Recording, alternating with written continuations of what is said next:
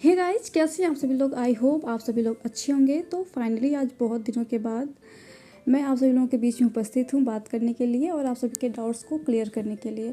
तो सबसे पहले जो डाउट है वो ये है कि हमारी ईसीसीई एजुकेटर जो कि ज़िला जौनपुर के बारे में क्या न्यूज़ है।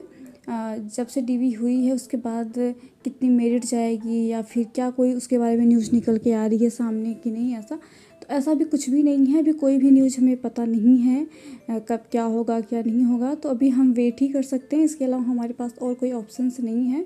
हाँ, अलग अलग ज़िले में न्यूज़ आ रही हैं कि कहीं पे ज्वाइनिंग हो रही है, कहीं पे ट्रेनिंग हो रही है, लेकिन यहाँ पे अभी ऐसा कोई भी न्यूज़ नहीं है मेरे पास जो मैं आप लोगों को बताऊँ। अगर आप लोगों के पास कोई न्यूज़ है इसके बारे में या आप लोगों को कुछ पता है तो आप कमेंट करके ज़रूर बता सकते हैं मुझे।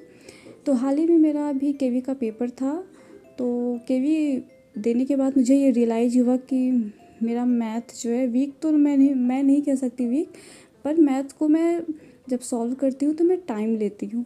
तो इसलिए मेरा केवी का पेपर उतना अच्छा नहीं गया है जितना एक मेरिट में आने के लिए होना चाहिए, क्योंकि उसमें मैथ और रीजनिंग और कंप्यूटर ये ज़्यादा मार्क्स के थे, यानी कि 20 मार्क्स के थे वो।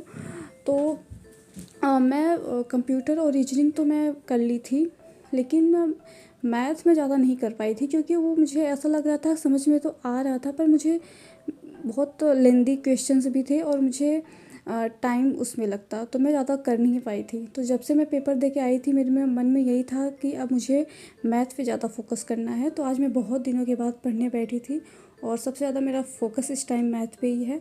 तो आजकल क्या होता है ना कि आपको कोई भी एग्ज़ाम निकालना है, अगर आप सोच रहे हैं कि मैं ये सब्जेक्ट ना पढूँ, इसमें मैं ना प्रैक्टिस करूँ, इसको थोड़ा बहुत ऐसे वैसे रखूँ चल जाएगा, तो ऐसा नहीं है।